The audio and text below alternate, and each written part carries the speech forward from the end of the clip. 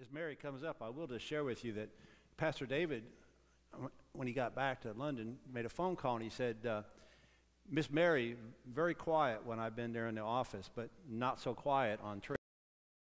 I want to stand up here and just thank every one of you that prayed for me before I left and while I was gone, because I definitely felt your prayers. While I was in Africa, I was shown to be real and to be real for God. I stand up here today to confess to every one of you that I was not a major supporter of Africa, nor did I ever want to visit the country. I had said on several occasions to several people that there are kids right here that need us. There are missions that can be done right here, and I will never go to Africa. I was wrong. It was a year ago this month that I was sitting right back there behind that last pew in that first row of chairs, and God spoke to me. And he told me I was going to Africa. Immediately, I looked over at my big poppy, which is Jerry, and I said, hey, I'm going to Africa. And he just looked at me, and he shook his head, and he goes, yeah, I know. Okay. I had no idea when I would be going, and I was not excited at all. That afternoon, I went to visit my mom. And deep down inside, when I went to visit her, I was really hoping that she would put her foot down and tell me, no way, because Mom just didn't want me to go and get sick. She knew what had happened to Brother Mark, and she didn't even like the idea of him going back again. But that's not what happened. I didn't even have a chance to tell my mom I was going to Africa before she told me I was going. God had already prepared Big Poppy and my mom.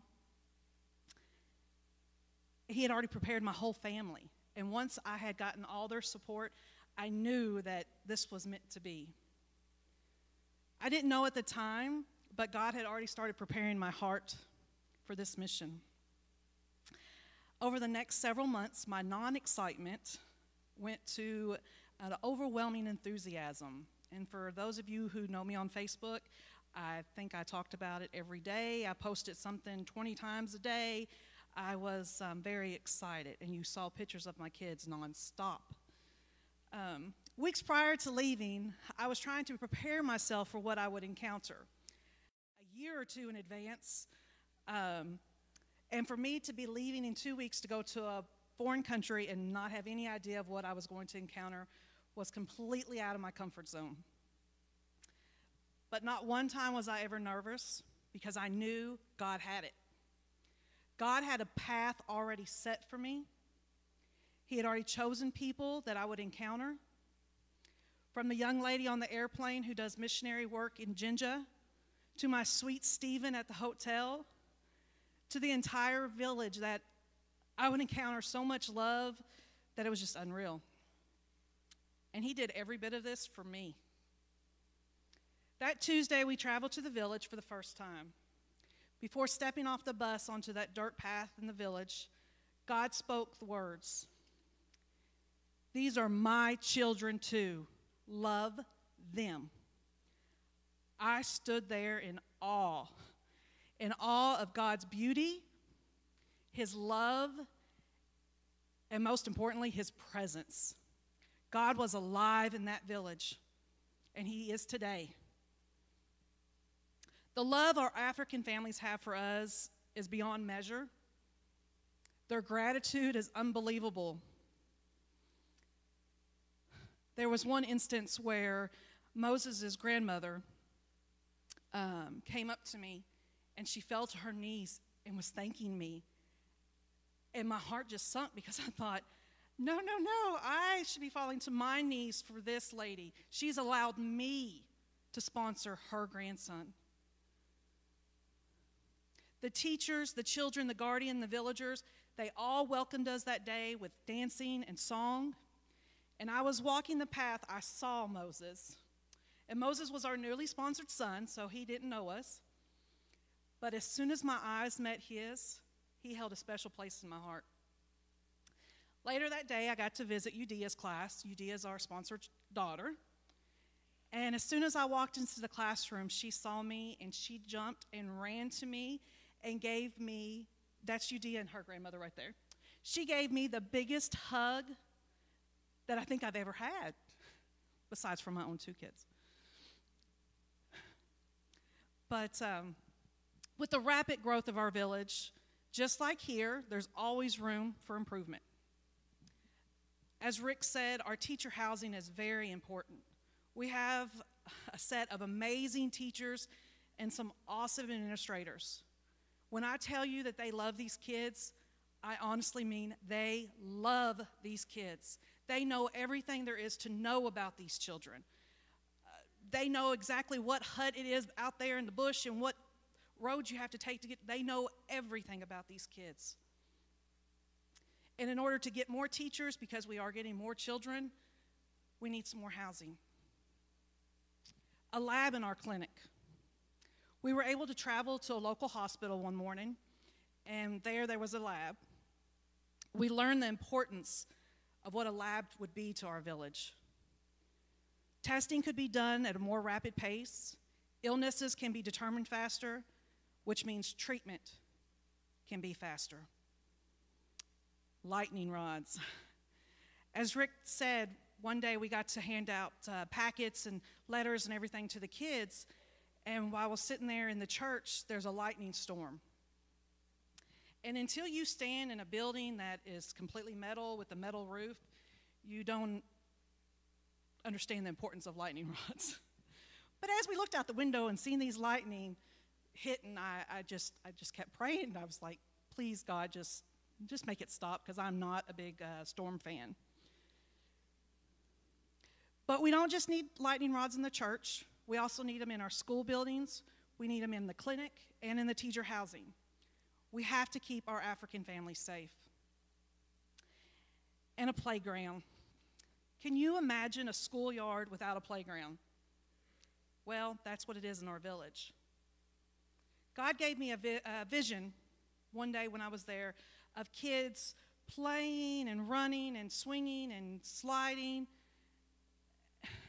And every day I just kept envisioning this vision. A place where these kids can let their imaginations run free. A place where they can just be kids. And sponsorship. Paying sponsorship on time is very important. Our fees go to pay the child's uniform, to pay for the teaching, to pay for the food, and many other smaller things. $24 a month is all it takes. I know a majority of you already sponsor, and I stand up here thanking every one of you that do. But I know you all have family and friends and coworkers that may be called to be a sponsor. Reach out there and ask. There are 245 kids that are enrolled in our school. 88 of those kids need sponsors. To these kids, a sponsor means so much. They love to get letters and pictures of us. They love to hear about your life. If they know that we know you, they are asking us all kinds of questions about you. But for the children that don't have a sponsor, they are always looking and searching for one.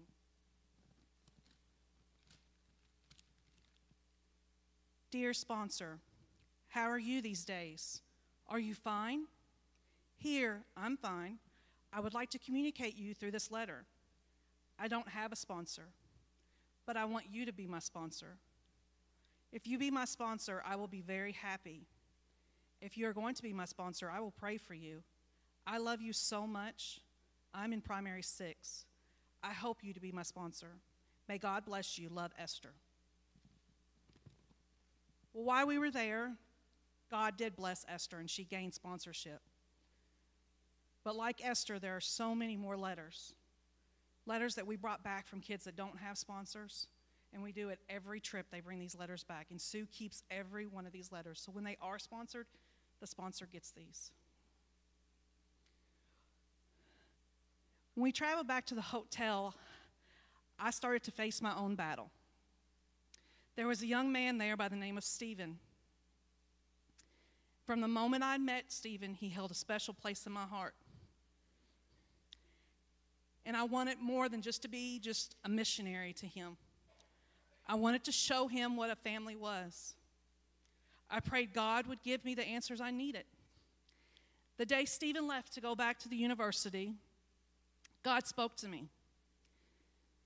He gave me an answer loud and clear. And he said, "My child, I am giving you these children to love. Now love them."